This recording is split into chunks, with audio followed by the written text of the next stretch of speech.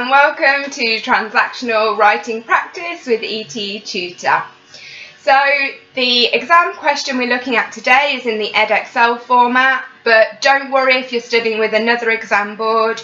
The task itself is something that could easily come up in your exam, and what we're looking for in terms of the answer is pretty much the same across the exam boards. So keep watching basically, because this time it's report writing, and report writing is proving to be a little bit difficult for people.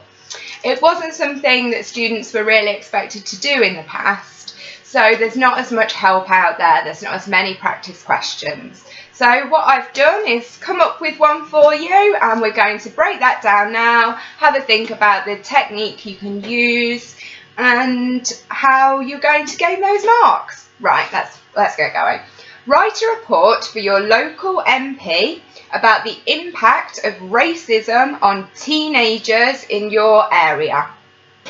Okay, pretty straightforward.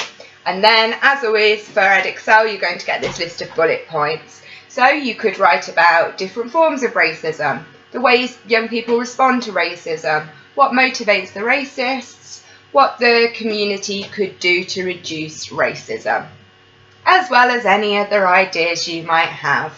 And then obviously it will remind you that you're going to be marked on your vocabulary, spelling, punctuation and grammar.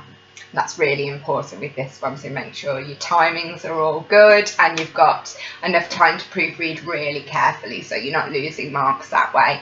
That's the same regardless of exam boards.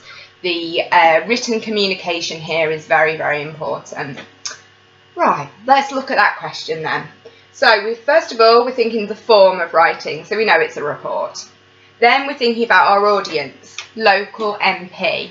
So you can either make up a name, you can use the name of your real local MP, it doesn't matter, but make sure it sticks local. If you say that your local MP is in Leicester, then don't write your report about teenagers and young people living in Bristol.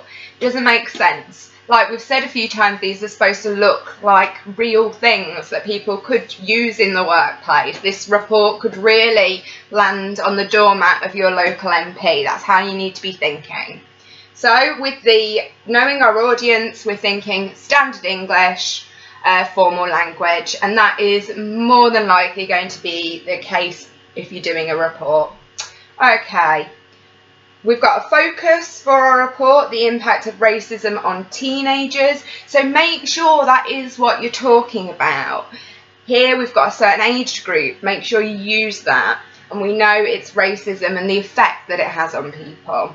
And we know it's got to be in a local area, so giving lots of local examples of things. So using some proper nouns to highlight any organisations that might be out there, or the names of local colleges and schools. That sort of thing makes it seem authentic, makes it seem real.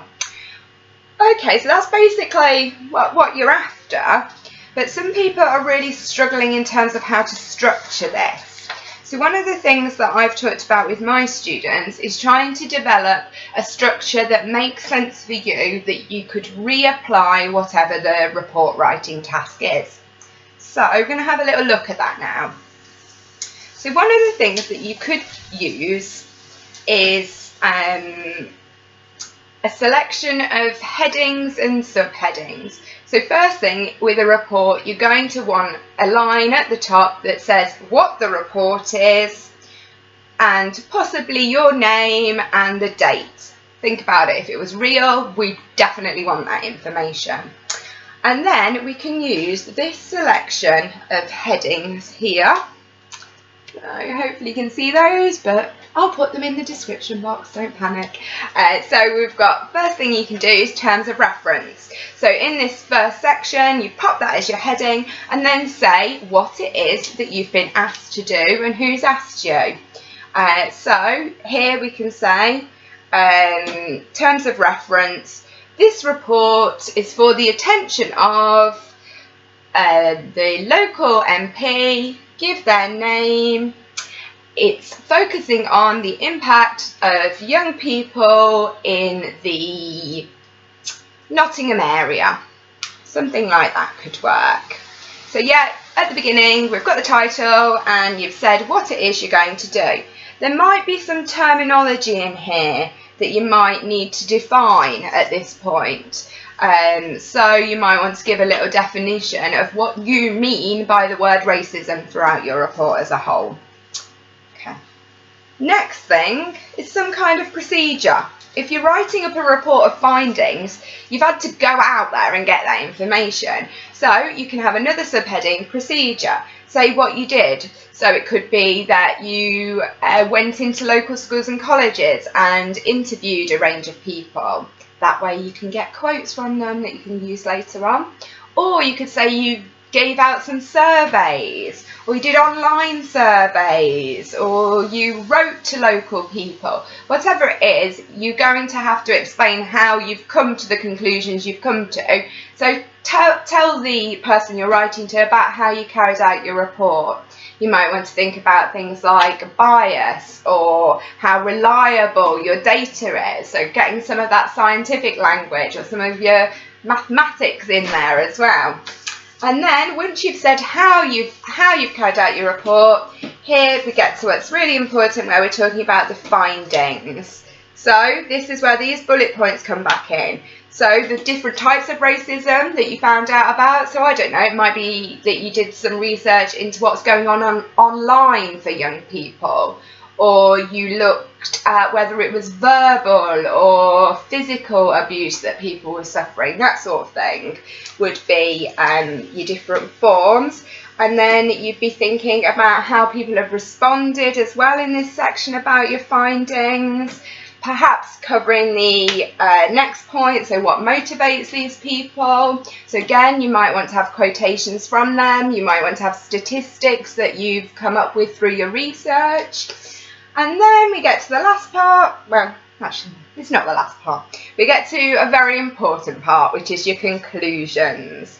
So these are based on what you've said you found, and this is what the community could do to reduce racism. So from your research, you have concluded, say, that Twitter is causing young people to experience racism and it's having a negative impact on their day-to-day life, something like that. Therefore, your conclusion might be that we need more education in schools about how to behave online and how to report any incidents of racism and what you need to do, what support's out there for you. So that could be part of your conclusion, and that might also come in as your recommendations. If you want to do those two bits together, you can, or you could just do a final, perhaps list of bullet points of your recommendation. Then at the very end, because we want it to be authentic, appear genuine, you're going to sign your report, pop down your name in full, maybe giving yourself some kind of job title or description of who you are. So with this one, it might be that you're writing from the perspective of a 16-year-old student at a particular college. So you can put something like Bosworth College student at the bottom there, underneath where you've written your name. So sign, print your name, and then if you want a job title or a description of who you are, pop that right at the bottom. Just perhaps give this a go, see if it makes it easier. You might want slightly different subheadings than the ones that I've suggested here. It's just an idea. I'm not saying you've got to do it like this and that's the only way you're going to gain the marks. Obviously, all the way through, you're having to do the things that you do in any task. So you're using all the language devices, thinking about the effects they're going to have on the reader. But structurally with this one, it's quite easy if you use some kind of subheadings.